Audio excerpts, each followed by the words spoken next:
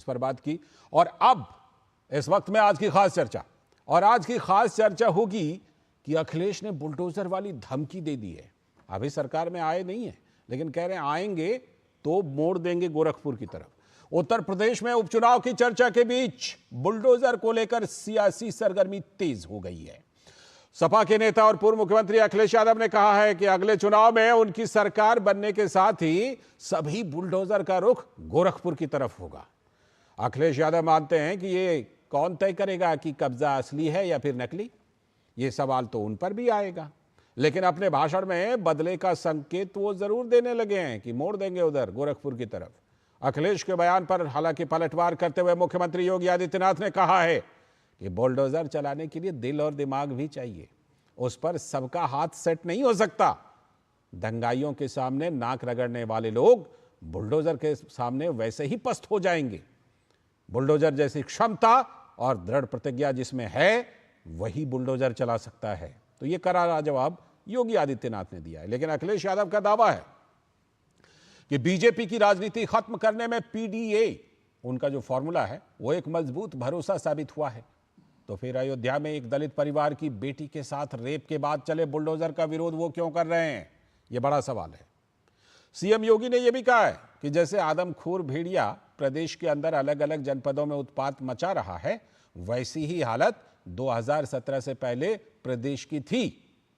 CM योगी ने अखिलेश पर तंज कसते हुए कहा कि जिन्होंने जाति, मत और मजहबों को आपस में लड़वाया, वे आज फिर से रंग रोगन कर नए रूप में जनता को गुमराह करना चाहते हैं।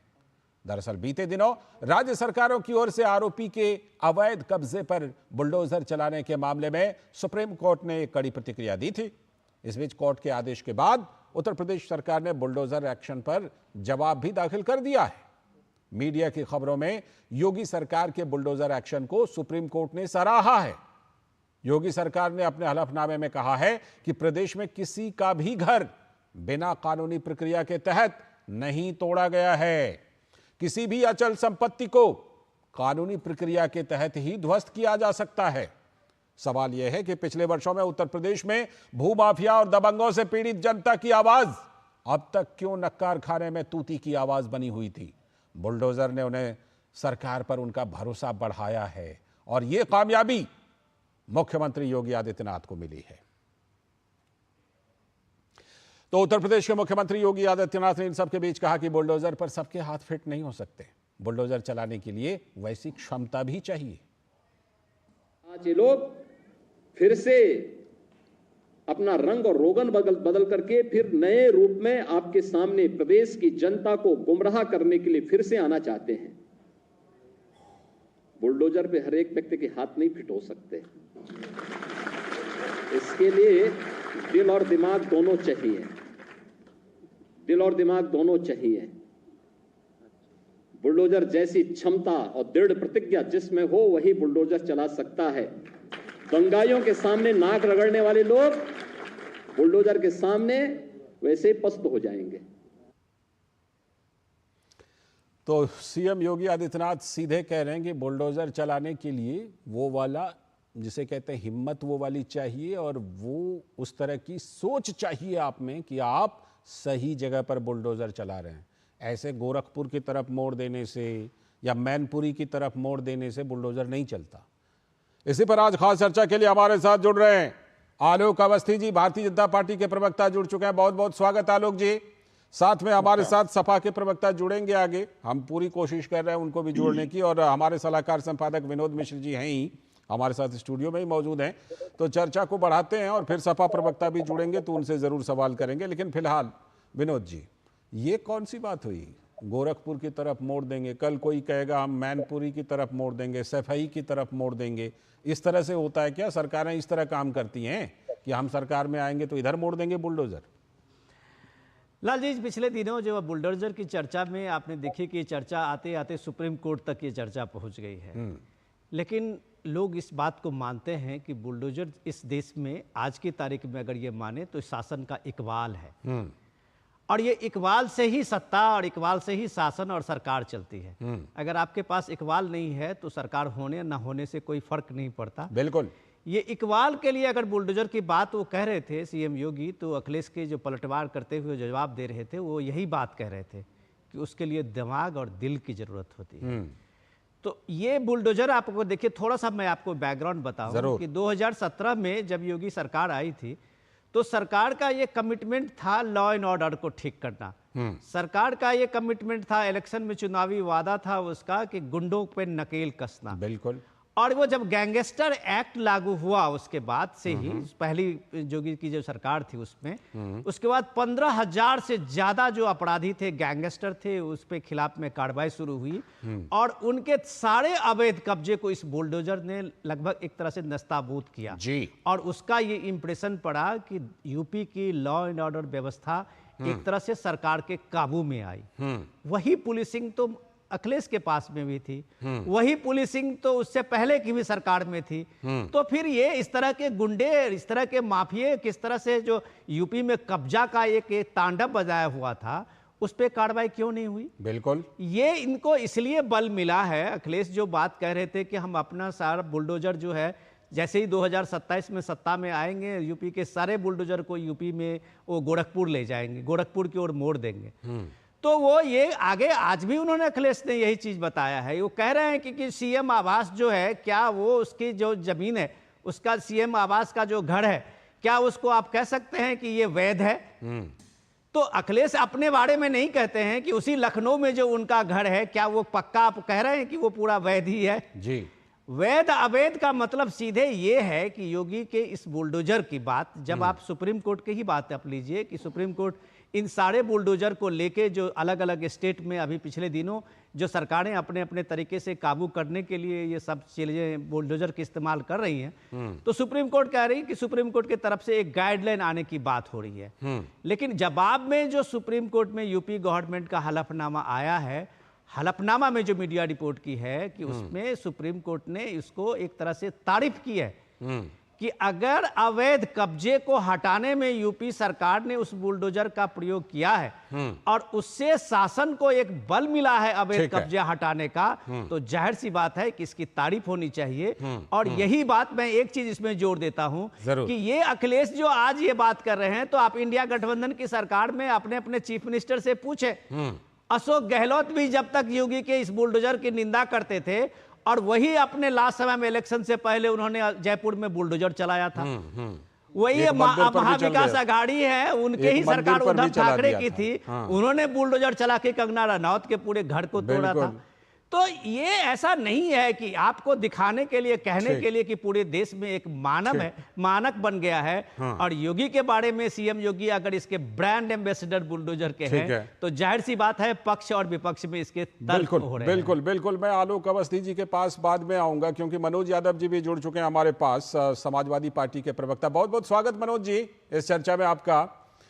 मैं ये पूछना चाह रहा था कि अखिलेश जी ने साफ कहा है कि गोरखपुर की तरफ सारे बुलडोजर को मोड़ देंगे अगर सत्ता में आ गए। कोई अगर आएगा कहेगा सारे बुलडोजर सफाई के तरफ मोड़ देंगे, लेकिन सवाल ये है मनोज जी कि ये बुलडोजर योगी जी या बीजेपी का ये तर्क है कि हमने अयोध्या में बुलडोजर उनके घर पर चलाया जिन्होंने नाबालिग बच्ची के साथ रेप के जो आरोपी हैं और जिन्होंने अवैध कब्जा कर रखा था। आपका बुलडोजर क्या उल्टा पीड़ित के घर पे चलेगा क्या अगर बुलडोजर उल्टा जाता है तो? मनोज जी बहुत धन्यवाद आपका और स्वागत। मुझसे पूर्व में विनोद मिश्रा जी अपनी मीठी वाणी से वो बिहार वाला टोन जो उनका है, बड़ा सुंदर विवरण कर रहे हैं। ये खूबसूरती है, वाणी का टोन जो है ना, ये तो खूबसूरती है मनोज जी। अरे मैं इसीलिए तारीफ कर रहा हूँ। हाँ, इसीलिए मैं तारीफ कर रहा हूँ। हाँ, तो इसीलिए हम तारीफ समझ भी रहे थे आपको। जी जी जी, मैं मेरी बात पूरी हो जाएगी तो एकदम पूरी होगी, पूरा समय है, पूरा समय बोलिए। बिल्कुल अनइंटरप्टेड बोलने दीजिएगा, मैं अपनी भी बात कह लूं अच्छे से। समाजवादी पार्टी इस बात के लिए लगातार इस सरकार को घेरती रही कि आखिर इनका बुलडोजर एक आंख वाला क्यों? उत्तर प्रदेश में उसको काना कहते हैं, काना। अच्छा। काना क्यों? एक ही आंख से क्यों देखता है, दूसरी तरफ क्यों नहीं देखता है? बड़े माफियाओं का जिक्र किया, ब्रजेश सिंह का नाम क्यों नहीं लिया? और मैं आपको एक बड़ी जिम्मेदारी से एक बात कर रहा हूं, अगर इस देश में जांच कराई जाए कि अवैध कब्जे सबसे ज्यादा किस पार्टी के लोगों पे है। तो मैं ईश्वर की सौगंध खा के कह रहा हूं कि वो सबसे ज्यादा अवैध कब्जे बीजेपी के लोगों के पास। ताकतवर कौन? बीजेपी के लोग। सामंतवादी कौन? बीजेपी के लोग। अब पूरी भूभाग सबसे ज्यादा किनके पास? बीजेपी के लोग। तो उन पे सबसे ज्यादा अवैध कब्जे निकलेंगे। लेकिन आज तक बीजेपी का बुलडोजर अपने लोगों पे नहीं चला। किस पे चला? जावेद पंप पे चलता है प्रयागराज में। कौन पर? जावेद पंप, जिसपे बताया जाता है कि वहां की जो दंगा हुआ था उसका जिम्मेदार वो व्यक्ति है, ये आरोप लगा। और घर किसके नाम था? उसकी बेटी के नाम था। कहां पे था? प्रयागराज डेवलपमेंट अथॉरिटी पे था। ठीक है, जिसको इलाहाबाद पहले कहा जाता। ठीक है। तो क्या योगी आदित्यनाथ जी का मस्तिष्क शून्य हो जाता है क्या, या अधिकारियों का शून्य होता? फिर मैं दूसरा उदाहरण देता हूं। बरेली में हमारे एक विधायक का पेट्रोल पंप गिरा, शायद आप उसके विजुअल भी चला रहे हैं। भैया एक बात बताइए, हमारे मतलब कोई हमारी पार्टी का विधायक तय करेगा कि कैसे बनेगा वो पेट्रोल पंप? तो एजेंसीज तय करती है ना, वो चाहे सरकार की हो या प्राइवेट की हो। एनओसीज मिली कि नहीं मिली, वो भूमि उस लायक है कि नहीं है। मैं जवाब लेता हूं आलोक जी से। सही बन रहा है, मेरा ये सवाल है। तो वहां पे चल गया तो कार्रवाई किस पे की? मैं ठीक है, आपके सवाल पर बिल्कुल जवाब लेता हूं आलोक जी का। मैं क्या कार्रवाई की गई? अधिकारियों पे क्या कार्रवाई की गई? मैं आपके सवाल पर जवाब लेता हूं मनोज जी, आपके सवाल पर जवाब लेता हूं। लेकिन आपने जैसे कहा कि उत्तर प्रदेश में बुलडोजर काना है, तो मुझे लगता है जब वो गोरखपुर की तरफ मुड़ेगा तब दोनों आंखों से देखते हुए जाएगा कि भाई ये तौर पे न्यायपालिका की मोहर के साथ। हाँ, न्यायपालिका की मोहर के साथ वही मोहर। तो वो पर सुप्रीम कोर्ट से ये खबर है कि जहां पर सही अगर कार्रवाई हो रही है बुलडोजर की तो सही है। ठीक है, मैं लौटता हूं। जावेद पंप का क्यों मकान गिरा इलाहाबाद में? और आपने जो एक बात कही, आपने जो भी आरोप लगाए, सुप्रीम कोर्ट ने तो यही कहा। ठीक, मनोज जी आलोक अवस्थी जवाब दें। मैं उससे पहले आपको कहूं कि आपके पास अगर इस तरह के कोई डेटा है, आपने कहा कि मैं बिल्कुल यहां ये बड़ी जिम्मेदारी के साथ कह रहा हूं कि इनके पास ये है, उनके पास वो है। अदालत का दरवाजा खुला हुआ है मनोज जी, लेकिन आलोक अवस्थी जी से मुझे जवाब तो लेना ही है। आलोक जी बताइए, एक तो सबसे पहली बात ये बताइए आलोक जी कि आपका दावा है कोर्ट में कि नहीं, हम जो कार्रवाई कर रहे हैं ये तो अवैध कब्जे के खिलाफ ही कार्रवाई कर रहे हैं, इसलिए सुप्रीम कोर्ट ने जो कुछ कहा है वो योगी सरकार के एक्शन के खिलाफ नहीं है। क्या तर्क है आपका? देखिए, पहले मैं अखिलेश यादव जी की बात पे बोलता हूँ, फिर आपके प्रश्न का जवाब। ठीक है, बोलिए।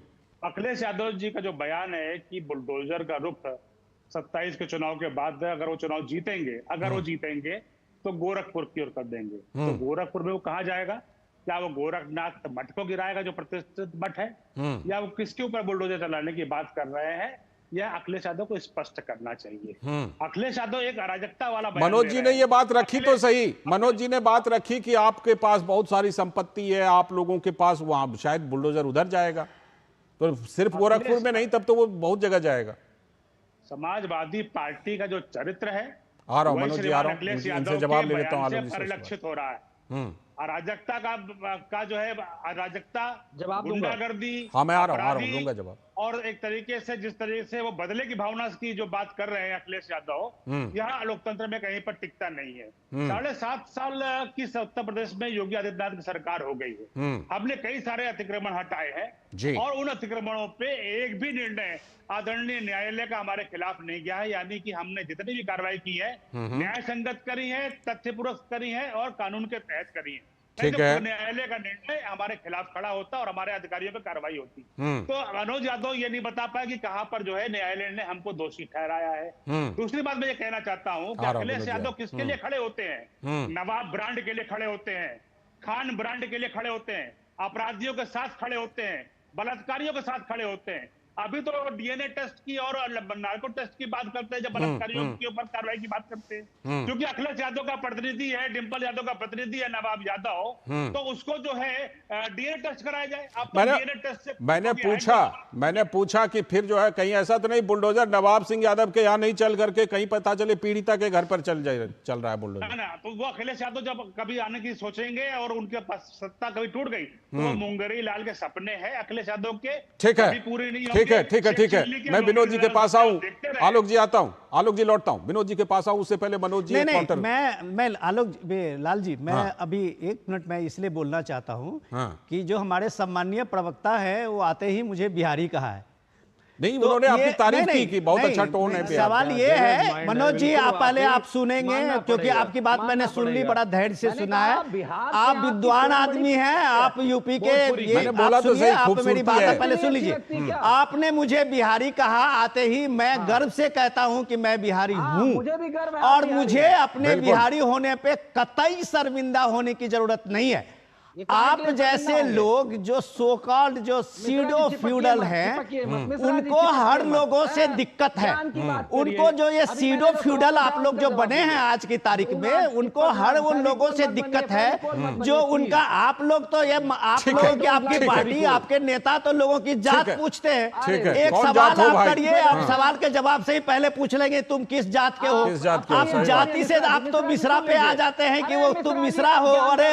अरे सुनिए, आप लोगों का मैं जानता हूं कि आपका चरित्र क्या है। अब आप सुन लीजिए, आप सुन लीजिए, आपके जवाब का, आपके सवाल का मैं जवाब देता हूं। आप हमारे सम्मानीय गेस्ट हैं, और अगर आप गेस्ट हैं हमारे सम्मानीय, तो सुनने का धैर्य भी रखिए, और आप अगर दूसरे पे टिप्पणी करते हैं तो उसका साहस रखिए। सही बात है, उसके मुद्दे जवाब पर को भी मुद्दे सुनिए। पर बोलना चाहिए, बिल्कुल मुद्दे आप पर सुनिए, और मुद्दे आपको पर। सुनना पड़ेगा। बिल्कुल बिल्कुल मुद्दे पर। आपने उस चीज को रखा, मैं उसका जवाब दे रहा हूं। आप मुझे बिहारी कहिए, मुझे उस पे अपने बिहारी होने पे गर्व है। ये मैं बार बार कहता हूं, 100 बार ठीक है, कहता हूं ठीक है, ठीक कि है, मैं बिल्कुल। कोई सीडो आपकी तरह फ्यूडल नहीं हूं। ठीक है, ठीक है, अब चलिए बात मुद्दे आप पर आ सुनिए, जाते आपने हैं। जो अब सवाल मुद्दे पर आ उठाया। जाते हैं, मुद्दे पर आ जाते हैं। आपको प्रॉब्लम होगी जात मुद्दे से, पर, हमें मुद्दे नहीं पर। प्रॉब्लम है। ठीक है, अब आप मुद्दे पर, सुनिए, मुद्दे मुद्दे पे पर, बात सुनिए। मुद्दे पर, ठीक है। आपने जो सवाल उठाया है कि ये बुलडोजर कान्हा है, ये बुलडोजर अंधा है, आप जिस कम्युनिटी को मैसेज देना चाह रहे हैं वो आप कान्हे से, आंधे से, लंगड़े से दीजिए। लेकिन सवाल है कि ये आज अगर सुप्रीम कोर्ट में ये मसला है बुलडोजर का, और सुप्रीम कोर्ट में जब यूपी गवर्नमेंट का हलफनामा आया है, तो सुप्रीम कोर्ट ने कतई कहीं से भी नहीं उसको एक तरह से इलीगल और बुलडोजर की कार्रवाई को एक तरह से निंदा प्रस्ताव किया है, या निंदा कोई ऑब्जर्वेशन किया है। ये सारे स्टेट में आप सबसे पहले एक चीज तो बात कीजिए, ये बुलडोजर को लेके सुप्रीम कोर्ट जाने वाले कौन लोग हैं? वो वही जमाते इस्लामी के लोग हैं कि दुनिया भर के जहां भी भारत में आतंकी कार्रवाई हो उसकी पैरवी करने वाले वही जमाते इस्लामी के लोग हैं। और वो बुलडोजर के खिलाफ में वहां सुप्रीम कोर्ट पहुंचते हैं, और सपा आप उसके पीछे पीछे होते हैं। क्यों नहीं आपका पीआईएल उस बुलडोजर के लिए आया था? वो जमाते इस्लामी का बुलडोजर है। आप सिर्फ चुनावी फायदा के लिए उसको आंधा काना और ये बता रहे हैं। मनोज जी, आपका जवाब आप दूंगा। सिंपल सी इस ठीक है। बात को समझिए, आ रहा हूं मनोज न्याय जी। जो है, कानून जो है, वो आप उसको अंधा और ठीक, कानून ठीक, ठीक, ठीक। बनाइए। अब मनोज जी को लोगों का जवाब। भरोसा उस बुलडोजर से है। ठीक ठीक, अब मनोज जी का जवाब। मनोज जी दीजिए आप पूरा जवाब, मुद्दे पर ही बोलिएगा। मैं मुद्दे पे ही रहूंगा। मैं हाँ। नरगल प्रलाप करता भी नहीं हूं। मैं मुद्दे की बात, मैंने 2 उदाहरण दिए अपने पहले वक्तव्य में, और जी। जानबूझ के दिए कि जी। आप मुझसे और उस पे सवाल पूछेंगे। आपने 2 पेट्रोल जावेद पंप का उदाहरण दिया था, ठीक है। जावेद पंप का जो मकान था, वो उदाहरण के लिए बता रहा हूं, प्रयागराज डेवलपमेंट अथॉरिटी के पास। अब ये मुझको आप बताइए, कोई डेवलपमेंट अथॉरिटी में छज्जा नक्शे के थोड़ा सा विपरीत बन सकता है, या हो सकता है उसका कॉरिडोर विपरीत बन सकता है, गेट हो सकता है 1 फुट आगे बढ़ाओ, पूरी बिल्डिंग ही ऐसे बन गई, पूरी बिल्डिंग ऐसे बन गई और ध्वस्त भी हो गई। तो जितना सा बड़ा होता है उसी को तो तोड़ा जाता है।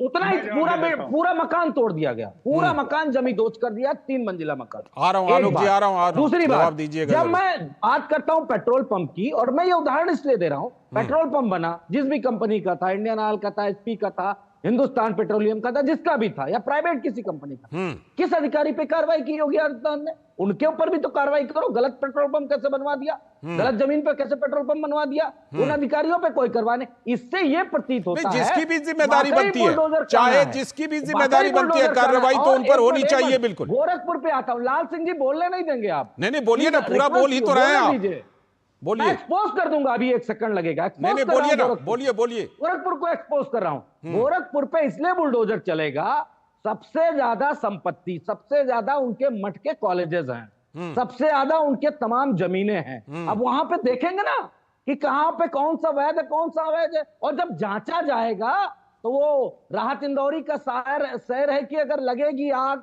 तो आएंगे तुम्हारे भी मकान जद में। वहां सिर्फ हमारा ही मकान थोड़ी है। जब जांच होगी ना तो वहां ग्रामीण जो लैंड है वो जरूर मिलेगी, तो वो हम भी गिराने के लिए तत्पर हैं, गिराएंगे, आलोक जी कार्रवाई से गिराएंगे। ऐसा ही लैंड कहीं सफाई में ना मिल जाए। बता दो मनोज जी मैं कह रहा हूं कि इसी तरह खोजते खोजते कहीं सफाई में कोई कुछ ना खोज ले, इसलिए ऐसे मत खोजिए। अरे हमें कोई दिक्कत नहीं, खोजे, कोई दिक्कत नहीं, अच्छा ठीक है, गिराए, ठीक है, तो न्याय की बात है ना, गिराए, ठीक है आलोक जी। और ब्रजेश सिंह का माफिया नहीं दिख रहा। अब मिश्रा जी से मेरा सवाल है, ब्रजेश सिंह माफिया है वो नहीं दिखा। अब आलोक जी का मैं जवाब लेता हूँ जवाब आलोक जी का, आलोक जी का जवाब लेने दीजिए इस पर। मिश्रा जी याद है ना, ब्रजेश मिश्रा जी आलोक जी दीजिए जवाब, आलोक जी गए थे, 2 सूटकेस पैसा भर के लेके गए थे। आलोक जी जवाब दीजिए। लाल साहब देखिए, मनोज जी जो है अनर्गल प्रलाप कर रहे हैं जी, और मनोज यादव जी और उनकी पार्टी और उनकी पार्टी के नेता अखिलेश यादव ये शेख चिल्ली के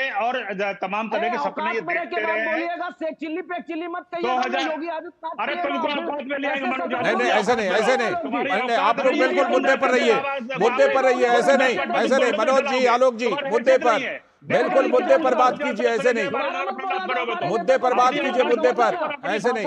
पब्लिक सर्विस ब्रॉडकास्टर है ये, पब्लिक सर्विस ब्रॉडकास्टर है, इसलिए टेम्परामेंट बिल्कुल लूज नहीं कीजिए। मुद्दे पर बोलिए, दोनों मुद्दे पर बोलिए, मुद्दे पर ऐसे नहीं। मनोज जी ये नहीं, देखिए मनोज जी आलोक जी यहाँ पर अशोभनीय कुछ मत कीजिए। पब्लिक सर्विस ब्रॉडकास्टर है, दूरदर्शन है, ये डीडी न्यूज है, ये पब्लिक सर्विस ब्रॉडकास्टर है। मैं आप दोनों के पास लौटता हूँ आप दोनों के पास लौटता हूँ, मैं टिप्पणी लूंगा, लौटता हूँ विनोद जी, लौटता हूँ। मनोज जी आप जैसे हमारे सम्मानीय गेस्ट हैं वैसे आलोक जी भी हैं, आपने पूरी बात कही है और पूरी बात कहने के बाद आपको थोड़ा सा तो धैर्य रखें कि आलोक जी का भी सुन लें। ऐसे अगर सुनते रहे आप लोग हमारा एजेंडा जो है उसके बदले में आप लोग कुछ और डिस्कस किए जा रहे हैं। आलोक जी बोल रहे हैं, आपकी बात हम लोगों ने सबने सुनी है, कम से कम उनको बोलने तो दीजिए। अगर वो बोल रहे हैं उसके बाद ही आपको जवाब देना है। आलोक जी आप बताइए। देखिए विनोद जी, मेरा इतना कहना है 2017 के चुनावों में उत्तर प्रदेश की जनता ने झेलते झेलते इनको किनारे उठाकर फेंका है अखिलेश यादव को। क्यों फेंका है? क्योंकि अखिलेश यादव के शासनकाल में खुलेआम जीपों में लाइन लग के जो है कॉन्वॉय चलता था, बंदूकें और राइफलें बाहर टपकती थी, यूपी पुलिस थानों में पीटी आप जाती कैसे थी। कह रहे हैं फेंका है? चुनाव में हार जीत तो चलती रहती है ना आलोक जी। देखिए लाल साहब, अगर मेरी बात नहीं करने देंगे आप कीजिए, पूरी कीजिए, अपनी पार्टी का पक्ष रखने दीजिए, पूरी कीजिए आलोक जी, पूरी कीजिए आलोक जी, कीजिए पूरी कीजिए आलोक जी। देखिए मैं आपसे कहना चाहता हूं, तो बड़ी मुश्किल से अखिलेश यादव के गुंडा राज से, दंगा राज से और बलात्कारियों के राज से महागुंडा तो बैठा है। मनोज जी पहले सुन लीजिए फिर बोलिए। रोल मॉडल था जो कि बलात्कारी था, बलात्कारी मंत्री को बचाने के लिए अखिलेश यादव हाथ पार कर गए। और आज भी जब नवाब ब्रांड और खान ब्रांड की बात होती है, जो बलात्कारी है उनको बचाने के लिए अखिलेश यादव की जो भाषा है और नवाब सिंह यादव भाजपा के हैं क्या? नवाब सिंह यादव जो है वो भाजपा के हैं। जनता वोट नहीं करती है, जनता वोट करती है सुचिता और कुशल की बात करता है। योगी आदित्यनाथ जी सुचिता सुशासन की बात कर रहे हैं और गुंडों को ठीक कर रहे हैं। तो गुंडे मुकरीलाल के हाथ में बुलडोजर, जरा सी सांस मुकरीलाल के हाथ में बुलडोजर। गुंडों एक एक कर बोलिए, एक कर। लाल जी, मनोज जी पहले सुन लीजिए, कोई सत्ता बदलने वाली नहीं है। ठीक है, दोबारा मत बोलिएगा शेख चिल्ली न, मुकरीलाल बुलडोजर ही चलाएंगे। ठीक है मनोज जी मुद्दे पर, मनोज जी मुद्दे पर, आलोक जी मुद्दे पर। मुकदमे के लिए तैयार हो मनोज जी, ये जो है ना, ये अखाड़ा मत बनाइए, इसको लड़ने का अखाड़ा मत बनाइए, मुद्दे पर अपनी बात रखिए, मुद्दे पर अपनी बात रखिए। मनोज जी मैं आप दोनों के पास लौट रहा हूँ आप दोनों के पास, फिर से आप दोनों वही कर रहे हैं। मैं लौट रहा हूँ आप दोनों के पास, इसको अखाड़ा मत बनाइए, कुश्ती नहीं हो रही है, या अपनी बात रखिए बस। मनोज जी आपसे एक निवेदन है, देखिए आप ये राष्ट्रीय चैनल है, मैं वही कह रहा था, एक निवेदन है, ये कम से कम इसका अपने चीज़ों को ख्याल रखें और हम लोगों का भी कम से कम ये दें कि हमारे जो सम्मानीय अतिथि है उनकी बात लोग सुने। सवाल ये है, हमारा मुद्दा किसी भी पार्टी को और किसी भी पार्टी को ऐसे तरह से ना डिफेम करना था, ना उनको फेमस बनाना था। सिंपल सी हमारी चीज ये है कि सुप्रीम कोर्ट में इस बात की चर्चा है, सुप्रीम कोर्ट ये केस की सुनवाई कर रहा है, सुप्रीम कोर्ट देश के लिए एक गाइडलाइन देने जा रहे हैं। तो अब ये सवाल ये है कि सुप्रीम कोर्ट ने इसके लिए बहुत लोगों का सुझाव भी मांगा है, सरकारों से जवाब भी मांगा है। और सिर्फ यूपी के लिए क्यों आप बात करते हैं, ये मध्य प्रदेश में भी है, असम में भी चल रहा है बुलडोजर, जहां कई स्टेट में चल रहे हैं। यूपी को लेके आप सहज और असहज ये होते हैं कि आपको उसमें अपना वोट बैंक दिखने लगता है। सवाल ये है कि कानून व्यवस्था की बात में सुप्रीम कोर्ट कतई कहीं से भी इस चीज को नहीं मना करता कि जो इलीगल है, जो अवैध कब्जा है, उसको हटाना भी सरकारों की उतनी ही बड़ी जिम्मेदारी है। बिल्कुल, दुरुस्त बात यह है कि जो फास्ट ट्रैक कोर्ट एक्ट बना के यूपी गवर्नमेंट ने कार्रवाई की थी, तो कानून व्यवस्था किस तरह से काबू में आया ये आप खुद जानते हैं। सवाल इससे भी इंपॉर्टेंट है कि उसके बाद जो दुष्कर्म के आरोप में या ऐसे कई आरोप में जब इस तरह की चीजें होने लगी, अवैध कब्जा से उन्हें हटाने की बात हुई, तो एक तरह से माफिया पे डॉन पे एक साइकोलॉजिकल प्रेशर का भी काम करने लगा था। ये साइकोलॉजिकल प्रेशर वाला जो बुलडोजर का टैक्टिस है, ये और स्टेट ने भी इसको ये किया है। ये एक मॉडल बना और स्टेट के लिए कि आप अपराधियों पे काबू पाने के लिए एक साइकोलॉजिकल प्रेशर तो ये बनता है। सवाल ये है कि ये गाइडलाइन पूरे देश के लिए बनने वाला है। अगर योगी आदित्यनाथ का ये बुलडोजर मॉडल कामयाब नहीं है या लोगों ने इसकी एक तरह से लोगों में इसके खिलाफ में आक्रोश है, तो उसका आप देखिएगा 2027 का चुनाव आप ही कह रहे हैं, आप बुलडोजर पे ही चुनाव आप जीत सकते हैं। एक एजेंडा तो योगी आपको दे रहे हैं, लेकिन आपको इसमें राजनीति कर दी है। आपको पता है कि जितने गुंडे हैं, माफिया हैं, वो बुलडोजर से काबू में आ गया है। तो डेफिनेटली आपको एक वर्ग को उकसाना है कि ये बुलडोजर कान्हा है, इस पे ब्रजेश पे नहीं हो रहा है। अरे ये गरीब आदमी एक पंडित था, उसका भी बुलडोजर से घर तोड़ दिया गया था, आपने सोशल मीडिया पे वायरल देखा होगा। वो जो विकास दुबे के घर में बुलडोजर चला ये बुलडोजर किसी का भी नहीं है। ठीक तो ऐसा नहीं है, आप लोगों को शायद उन लोगों का पता नहीं होता है। आप लोग सिर्फ एक वर्ग के लिए अपना पूरा डेटा रखते हैं, ऐसा नहीं है। बुलडोजर का अगर कहें तो मैं आपको गिनती में बता दूं कितने कितने कहां किस जात पे। बिल्कुल मनोज जी बिल्कुल आप अपनी बात रखिएगा, लेकिन ये भी मुझे बताइए कि सुप्रीम कोर्ट ने ये तो कहा है कि ठीक है, त्वरित न्याय के लिए बुलडोजर का इस्तेमाल नहीं होना चाहिए, लेकिन सुप्रीम कोर्ट ने यह भी कहा है कि अगर कहीं अवैध कब्जा है तो उसको हटाने के लिए तो बुलडोजर का इस्तेमाल होना ही चाहिए। मनोज जी। लाल सिंह जी, मैंने पूरी डिबेट में अगर कोई भी अनर्गल बात की हो तो आप मुझे बता दिए। उदाहरण के साथ मैंने बात कही, उदाहरण में भी मैंने तथ्य रखे हैं। पेट्रोल पंप का भी तथ्य रखा और एक मैंने आवाज का भी रखा। पेट्रोल पंप से आगे बढ़िए आप। अब 1 मिनट रुक जाइए प्लीज, बीच में बोलिए। ठीक है, मुझे अपनी बात क्या लेने दीजिए। मुझे 1 मिनट नहीं अनइंटरप्टेड बोलने दिया गया पूरी डिबेट में। मेरे नेता को शेख चिल्ली कहा, मैंने जवाब दिया। फिर कहा तुमको जेल भिजवा दिया जाएगा। ना विनोद मिश्रा जी के मुंह से एक शब्द निकला, ना आपके मुंह से निकला। क्यों नहीं निकला? कि आप बीजेपी का प्रवक्ता हमको ये धमकी देगा कि हम आपको जेल भिजवा देंगे? नहीं, कोई धमकी नहीं देगा, कोई नहीं धमकी, कोई इस तरह जेल नहीं भिजवा सकता। बता रहे हैं आप चैनल पर धमकाएंगे, आप चैनल पर आप शब्दों का प्रयोग करेंगे किस आधार पे? प्रदेश के मुख्यमंत्री के लिए मैं आज तक ये समझ नहीं पाया, मैं आज तक इस बात को समझ ही नहीं पाया। आखिर ये बात क्यों?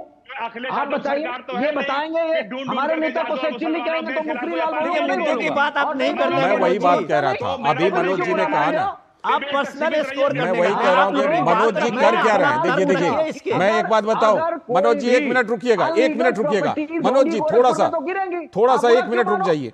होता क्या है कि मनोज जी एक एक करके उन पर आलोक अवस्थी पर उनके ऊपर करें, आलोक अवस्थी पर, वो बनता है उनका, ठीक है। लेकिन मनोज जी थोड़ा सा क्या करते हैं, थोड़ा सा विनोद जी पर भी चला देते हैं अटैक, थोड़ा सा मेरे ऊपर भी अटैक कर देते हैं, उसके बाद कहते हैं कि आप लोग मुझे बोलने दें। मैं ये कह रहा हूं कि आप मुद्दे पर बोलिए ना, मुद्दे पर पूरा बोलिए। मैंने क्या कहा? मैंने क्या कहा कि गोरखपुर में सिर्फ हम अवैध के अलावा और कुछ तोड़ देंगे, जो अवैध होगा वही तो तोड़ा जाएगा। इसमें बुरा क्यों मानना? खाली गोरखपुर का नाम क्यों लिए? सिर्फ गोरखपुर का नाम क्यों लिए? अयोध्या और कन्नौज का भी ले लेते, अयोध्या और कन्नौज का भी लेना चाहिए था नाम। सब करेंगे, सब जगह चलेगा। आपको एक जानकारी बताऊं, सबसे ज्यादा स्कूल बीजेपी के लोगों के, सबसे ज्यादा कॉलेज बीजेपी के लोगों के, सबसे ज्यादा इंटर कॉलेज बीजेपी के लोगों के, सबसे ज्यादा डिग्री कॉलेज बीजेपी के, इंजीनियरिंग कॉलेज, अस्पताल बीजेपी के लोगों के। अगर थोड़ी देर के लिए मान लिया जाए तो ये तो देखेंगे वैध है कि अवैध है। नापेंगे, काम खत्म, पैसा हजम। अच्छा। जैसे फीता रखेंगे, सही सही गलत गलत सब अपने आप आ जाएगा। ये चिंता वो लोग करें कि जायज को ना जाए। एक और बड़ी बात, ठीक, हाँ, अब आलोक जी का जवाब, आलोक जी गिरा का, रहे हैं, अब आलोक जी मेरी का बड़ी बात हो जाने दीजिए। ठीक है, कीजिए कीजिए। आलोक जी इनको पूरी करके, आलोक जी इनकी बात पूरी करा के आ रहा हूँ, आलोक जी आ रहा हूँ, आलोक जी आ रहा हूँ, पूरी करा के। बात कह लूं एक लाइन में? हाँ हाँ, कहिए ना, कहिए आलोक जी, इनकी बात पूरी हो जाने दीजिए, कहिए। एक लाइन में कह लूं? हाँ हाँ, बोलिए बोलिए, एक लाइन बोलिए। मैं लखनऊ में अवैध इमारत बता रहा हूं, बीजेपी से कह दो जाके चला दे। एलडीए है, लखनऊ डेवलपमेंट अथॉरिटी, उसके बहुत पार्क हैं। और आप विनोद जी, आप भी ध्यान दीजिएगा, उसके बहुत सारे पार्क हैं। हर तीसरे पार्क में एक मंदिर बना। किस आदेश पर बना, ये मुझे बता दो बस। ठीक, इतना हो गया, लाइन पूरी हो गई, लाइन पूरी हो गई। आलोक जी बताइए अब। देखिए, आगे आप मूल मुद्दे पे कि मंदिर कितने बने, मंदिर गिरा दिए जाए। मस्जिद नहीं देखी मैंने। समाजवादी अब उनको बोलने दीजिए, अब उनको बोलने दीजिए, अब आप चुप रहिए, सुनिए ना, अब उनको बोलने दीजिए, आप मुझे तो बोलने दीजिए। हाँ बोलिए बोलिए। मनोज यादव भूल जाते हो अपनी बात, मैं तो तुमको सुना है ना, सुनो मेरी बात, बहुत कड़वी लगेगी तुमको अभी। देखिए, सुना, तुमको ना बोला, अतीक अहमद नाम का एक माफिया था, जनता से बोलिए, आपको सुना है। अरे तथ्यों से मैं बात कर रहा हूँ भैया, सुन लीजिए। तुम कह रहे हो टीवी डिबेट में तुम नहीं बोला जाता ना, इसलिए मैंने कहा। बड़े होने के नाते बोल अरे मनोज जी, आपने ठान लिया है, आलोक जी को नहीं बोलने देंगे। बड़े हैं इसलिए बोल दिया आपको, स्नेह के तहत बोला, इससे क्या होता है, मेरा भी सम्मान, स्नेह के तहत बोला, स्नेह भैया आपका सम्मान है, ठीक है। अच्छा ठीक है, बढ़ाइए, मुद्दे पर आइए, मुद्दे पर आइए, मुद्दे पर आइए। देखिए लाल साहब, समाजवादी पार्टी का पाला हुआ एक गुंडा था अतीक अहमद, आज उस दुनिया में नहीं है। तमाम उसके नेता समाजवादी पार्टी के अतीक अहमद के कुत्ते से हाथ मिलाने के लिए गौरव महसूस करते थे, और उनकी फोटो सार्वजनिक जीवन में है, कुत्ते से हाथ मिलाने के लिए। उस अतीक अहमद ने सरकारी संपत्तियों पर कब्जा किया था। आ रहा हूं मनोज जी, आरोप पहले इनको पूरी कर लेंगे, साफ किया है मनोज जी, पहले आरोप जी को पूरी कर लेंगे, फिर गरीबों को सौंपे हैं हमने। अब पार्क पर कब्जा करके जो है पेट्रोल पंप बना लोगे तो कौन सी सरकार जो है आपको चुपचाप बैठने देगी? आप किसी का घर अवैध बना कब्जा करके सरकारी जमीन पे कर लोगे तो कौन सरकार बैठेगी? नदी नाले कहीं पर भी जो है कब्जा नाजायज करके और आप अतिक्रमण करोगे, सरकार क्या कार्रवाई नहीं करेगी? सरकार तो जनता के लिए है, जनता के लिए अतिक्रमण करोगे तो ट्रैफिक रुक जाता है, उसके जनता अपना काम नहीं कर सकती है। तो अखिलेश यादव ऐसे गुंडों तो इस पर क्या आप चुन चुन करके भी कार्रवाई करते हैं? जो आरोप आपके ऊपर, आलोक जी आपके ऊपर जो आरोप लगता है कि आप चुन करके जो उनसे जुड़े हुए लोग हैं उन पर बुलडोजर चला देते हैं और अपने लोगों पर नहीं चलाते, या अपने लोगों का आप जांच नहीं करते अपनी? भाजपा की सरकार ने अधिकारियों को पूरे अधिकार दिए हुए हैं, जो भी अपराधी हो, जो भी आदमी कानून तोड़ रहा है उस पर कार्रवाई की जाए। और बुलडोजर ऐसे ही नहीं चलता है। उत्तर प्रदेश नियोजन विभाग का अधिनियम 1973 है, जिसके क्लॉज नंबर 27 उसको ये परमिशन देता है कि अतिक्रमण को वो नोटिस दे करके जवाब लेकर के गिरा सकता है। माननीय उच्चतम न्यायालय ने भी उत्तर प्रदेश के हलफनामे पे उत्तर प्रदेश सरकारी कार्रवाई की तारीफ करी है। दूसरी बात, 7.5 साल के अंदर जितने भी अवैध अतिक्रमण गिराए गए हैं, किसी को भी उत्तर प्रदेश की न्यायालय ने चैलेंज करने पर उनके पक्ष में नहीं निर्णय दिया है, हमारे कार्रवाई को वैध ठहराया है। तो किस तरीके से हम अवैध कर रहे हैं? अब गुंडों, बदमाशों और बलात्कारियों के पक्ष में समाजवादी पार्टी के नेता खड़े होते हैं, तो ये उनकी पार्टी का धर्म है। इसीलिए मैं कहता हूं कि अखिलेश यादव का जो बयान है कि सारे बुलडोजर का रुख वहां पे कर देंगे, क्या कहते हैं, गोरखपुर की ओर, यानी कि गोरखनाथ पीठ जो इतनी बड़ी विश्व की पीठ है, उसके ऊपर इनकी काली निगाह है, जिसको बदले की भावना से गिराना चाहते हैं। तो यह बात समझ लीजिए कि देश की जनता शेख चिल्ली के सपने देखने से किसी को रोकती नहीं है, लेकिन यह मौका गुंडों की सरकार आने के लिए ठीक है, ठीक है। अब मनोज जी का मुझे जवाब लेना है, मनोज जी का जवाब। मनोज जी आप दीजिए जवाब। मैं अपनी अंतिम लाइन बोलूंगा क्योंकि मुझे दूसरी डिबेट पे जाना है, बार बार उनकी। अच्छा ठीक है, ठीक है, बोलिए। 15-20 मिनट के लिए बोला गया था, टाइम और हो गया। अच्छा ठीक है, निश्चित तौर पे चूंकि डिबेट बड़ी इंटरेस्टिंग हो गई, लाल सिंह जी मैं आपका धन्यवाद दूंगा, विनोद जी का धन्यवाद दूंगा, बड़ी अच्छी अच्छी बात कही। हम भी बुलडोजर कानून के ही दायरे में चलाएंगे। अच्छा, कानून को लाएंगे थोड़ी नहीं। मनोज जी कितना अच्छा लग रहा है, गोरखपुर का कितना अच्छा लग रहा है। अब फिर बीच में अब आलोक जी आप बीच में, आलोक जी आप बीच में नहीं बोलिए, आलोक जी अभी बीच में नहीं बोलिए, मनोज जी को बोलने दीजिए। नेताजी का जिक्र किया, नेताजी बहुत महान लीडर इस देश के हुए हैं और उनके व्यक्तित्व को कोई छू नहीं पाएगा। नेताजी ने तो कुत्ते से हाथ मिलाया था, नेताजी ने मनुष्य रूपी अनेक विचारधाराओं के कुत्तों से भी बहुत बार हाथ मिलाया, उनकी मदद भी की है। गाए बगाए वो मुझसे कहते रहते हैं कि नेताजी ने मेरी बहुत मदद की थी, इतना तो हमारी सरकार ने मदद नहीं की। आलोक जी बोलने दीजिए आप उनको। मनुष्य रूपी आलोक कुत्तों जी से अब भी उनको कई बार बोलने दीजिए। आशीर्वाद भी दिया है और उनसे हाथ भी मिला है। समझ गए ना आलोक जी, समझ में आ गई होगी। मनुष्य रूपी कुत्तों को भी नेताजी ने कई बार आशीर्वाद दिया, क्योंकि वो 14 साल से वनवास में थे, खाने को फाके लग गए थे। अच्छा, तो ठीक नेताजी है। का ही सहयोग अच्छा लेते हैं। मनोज जी, है। अब जाते जी, बहुत जाते धन्यवाद आपका। जाते जाते आपने हम लोगों की सबकी तारीफ की और इस डिबेट को इंटरेस्टिंग तो आपने भी बनाया। आलोक जी भी काफी अच्छा अपना पॉइंट सब रखे हैं और हम लोगों को सिर्फ आप लोगों के सुनने के लिए ही बैठते हैं, लेकिन कोई अपना ज्ञान देने के लिए नहीं बैठते हैं। मुझे थोड़ा सा एक चीज लेकिन पूछना एक है। मिनट लाल जी, हाँ। बस मैं फिनिश करता हूं हाँ, कि हाँ, आपने बहुत अभी अच्छी रहिएगा बात मनोज। कही है। हाँ। सवाल ये है कि जब बोलते बोलते आप बोल रहे थे कॉलेज का, मुझे नहीं पता बीजेपी के किन नेताओं ने कॉलेज बनाया है, किन नेताओं ने स्कूल बनाया है और अवैध कब्जा किया है, जांच का विषय। मुझे तो लगता है कि ये कॉलेज बनाने वाले और स्कूल बनाने वाले लोगों को तो यूपी के लोग तारीफ करेंगे, कम से कम उनके बच्चे जो वहां हैं। सरकारें जो है आज की तारीख में इतने स्कूलें और कॉलेजें नहीं बना सकती है, तो अगर कोई कॉलेज और स्कूल बना रहे हैं तो अगर उसमें लोग पढ़ रहे हैं तो मुझे लगता है कि ये सरकार का और समाज का एक बड़ा उपकार है। अवैध कब्जा वाला जो है दूसरी बात मैं कह रहा हूँ, गोरखनाथ के बारे में, गोरखनाथ पीठ के बारे में जब आप बार बार बात करते हैं, नहीं मनोज जी एक मिनट, मैं आपको सिर्फ आपसे निवेदन करता हूँ, आपसे मैं निवेदन करता हूँ, 1 मिनट सुनिए। गोरखनाथ पीठ की जब बात करते हैं तो वो सिर्फ बाबा योगी आदित्यनाथ के नहीं है, वो महंत हो सकते हैं। गोरखनाथ पीठ के प्रति भारत के अलावा भी कई देशों के उनके मानने वाले, उनके जो फॉलोअर्स हैं, उनके वो आराध्य पीठ है। आप किसी पीठ के धार्मिक स्थान को इस तरह से देखिए, ये सम्मान की बात है। गोरखनाथ पीठ के, गोरखनाथ पीठ का सम्मान भारत से ज्यादा आप कहिए कि दूसरे देशों में, बाकी कई कंट्री में उसके फॉलोअर्स हैं, उसके मानने वाले लोग हैं।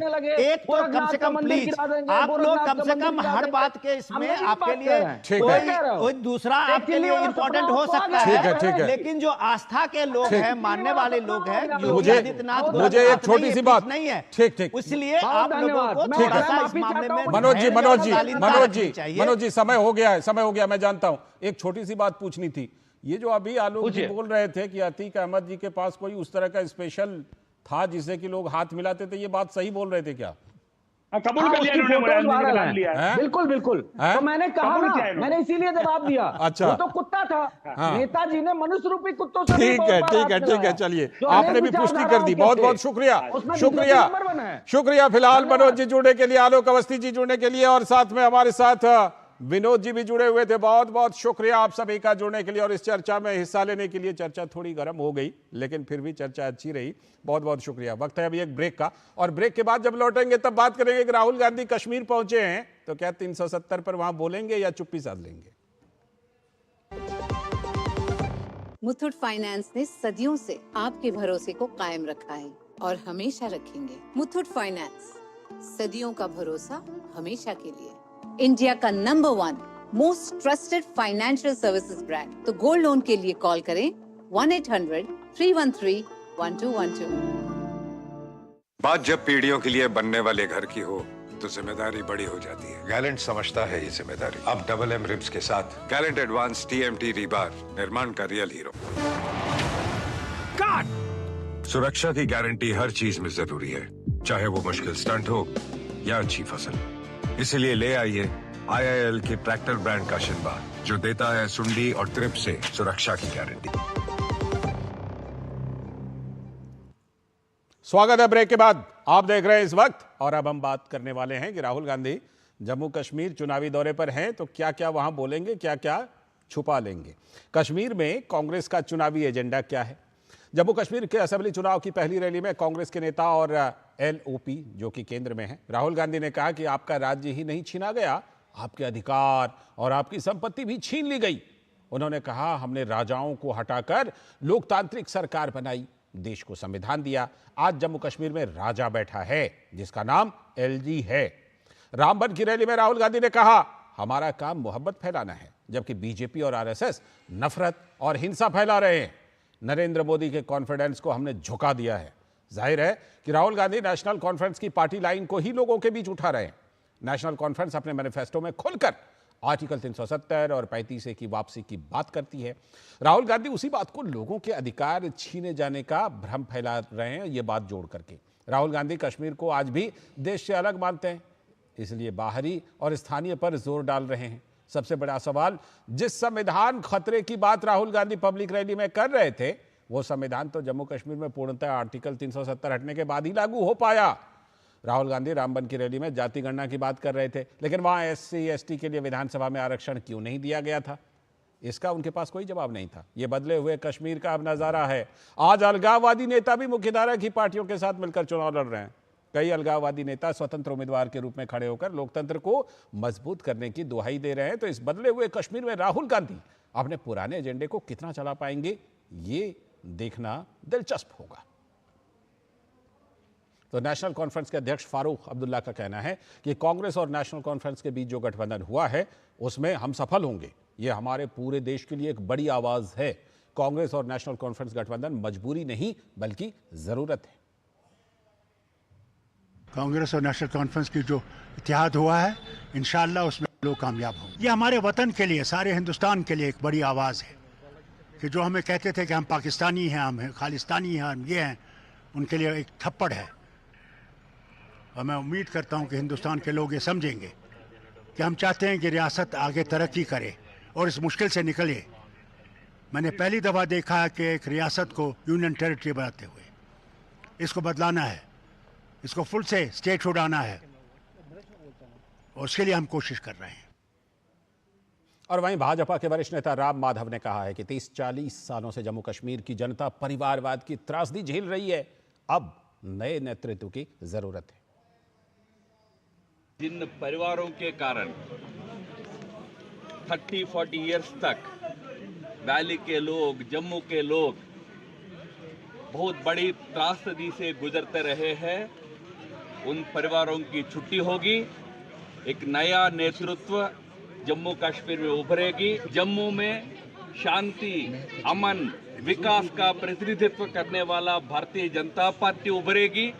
एक नए नेतृत्व में इस नया यूटी का लेजिस्लेचर, नई सरकार यहां बनने जा रहा है। तो वहीं दूसरी ओर आज राहुल गांधी ने रामबन में आगामी चुनावों को लेकर हुई पहली जनसभा को संबोधित करते हुए कहा कि केंद्र ने जम्मू कश्मीर में LG नामक राजा बिठा रखा है, जो जनता के संसाधनों को छीन रहा है। हमारा पहला कदम जम्मू कश्मीर को स्टेटहुड वापस देने का होगा। हम चाहते थे कि चुनाव से पहले आपको स्टेटहुड मिले और स्टेट बनने के बाद चुनाव हो। बीजेपी ये नहीं चाहती है और उन्होंने कहा है कि पहले चुनाव होगा और उसके बाद स्टेटहुड की बात होगी। तो इस पर बात करने के लिए हमारे साथ ग्राउंड जीरो से हमारे संवाददाता ऋषि कुमार जुड़ रहे हैं और साथ में स्टूडियो में हमारे सलाहकार संपादक विनोद मिश्र जी भी हमारे साथ बने हुए हैं, उनके पास भी आऊंगा। लेकिन पहले ऋषि आपके पास। ऋषि, तमाम तरह की बातें हमने सुनी, राहुल गांधी की रामबन की रैली की, लेकिन कहीं पर उन सब चीज़ों का जिक्र नहीं सुना। संविधान खतरे में, आरक्षण खतरे में, धारा 370 की वापसी, 35A की वापसी, ये सब का इंतजार अभी हम लोगों को रह ही गया कि वो उस पर कुछ बोलते।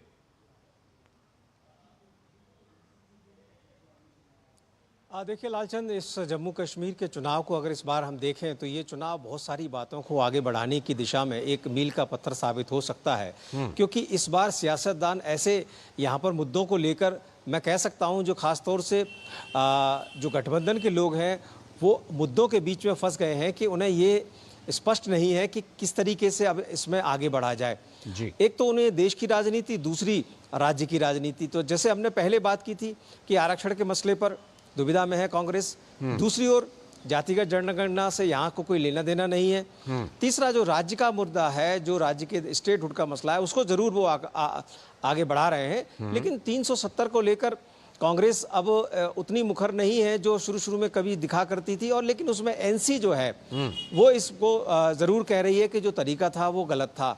तो कुल मिलाकर सिर्फ एनसी ही है जो 370 और पीडीपी वो इसको लेकर बात कर रहे हैं। तो कांग्रेस इसमें अभी अपने लुका छुपी के खेल में है कि वो चाहती है कि इस पर कोई खुलकर बात ना हो तो ज़्यादा बेहतर है। दूसरा, उन्होंने इलाका दर इलाका कोशिश की है कि जम्मू की राजनीति अलग की जाए और कश्मीर की राजनीति अलग की जाए।